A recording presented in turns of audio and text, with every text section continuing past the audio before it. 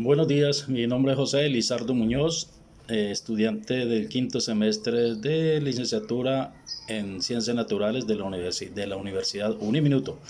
Hoy vamos a hablar del concepto de comunidad del señor, teniendo en cuenta al señor Alfonso Torres. Y entonces tendríamos tres preguntas generadoras. La primera, ¿cuáles son las principales características del concepto de comunidad desde la visión del autor? Entonces, Alfonso Torres nos habla, por ejemplo, de que hay un sinnúmero de definiciones o conceptos para la palabra comunidad, pero él dice la comunidad se lo establece como sustantivo, o sea, un sujeto sobre el cual hacen algunas acciones, y la segunda se tiene en cuenta como adjetivo, es decir, donde ejercen algunas acciones sobre esa comunidad. Ahora, la palabra comunidad siempre será vista como sinónimo de unión, comunión, vecindad, y eso independientemente de cómo sean algunos miembros, así sean buenos, malos, pero la concepción de comunidad la conciben como algo bueno. También se sube como en los barrios o como los beneficiarios de algo, pero en los que prevalece siempre unos rasgos como intereses comunes.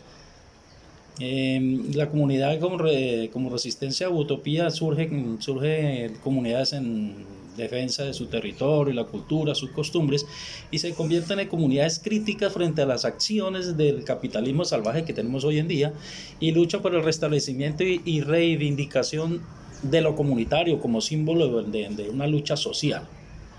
Ahora, la comunidad pues, tiene problemas de toda índole, pero siempre va a surgir lo comunitario, son las acciones que hacen sobre esas comunidades. Y entonces surgieron también como respuesta a este modelo neoliberal, a la globalización y a las diferentes formas del buen vivir. Y a eso apuntan los nuevos movimientos sociales. Otra pregunta, el autor plantea las comunidades como alternativa al capitalismo.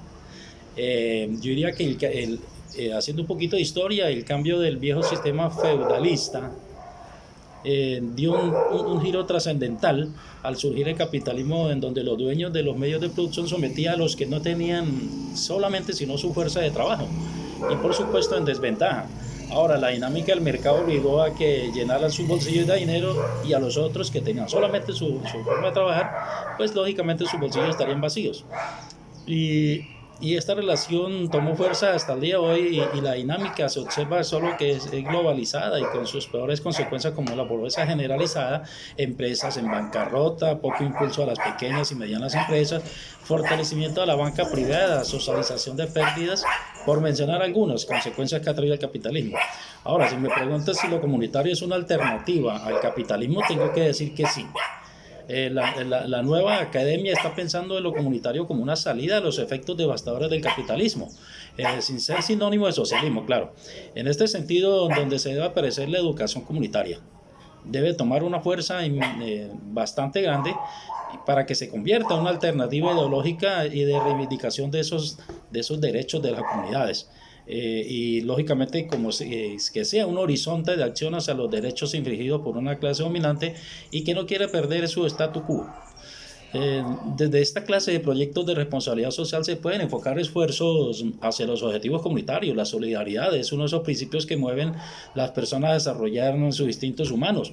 Cuando los gobiernos pretenden cada día tener menos obligaciones con el pueblo, surgen los proyectos de responsabilidad social como elementos dinamizadores del pensamiento social, de ayuda al otro, de ponerme en los zapatos del otro. Lo más importante, se ataca desde diferentes frentes: lo educativo, en lo social, en lo ambiental y lo comunitario. Ahora, la tercera pregunta, ¿cuál es la importancia y el lugar del sujeto en la construcción de las comunidades? El elemento clave de una comunidad es el sujeto. Eso sí, hay que tenerlo y sus particularidades, lógicamente. Pero cuando el sujeto se ve inmerso en la problemática de las comunidades y esta se convierte en una sola, es cuando hablamos de que lo comunitario aflora. De ahí que no se puede concebir egoísmo e intereses privados.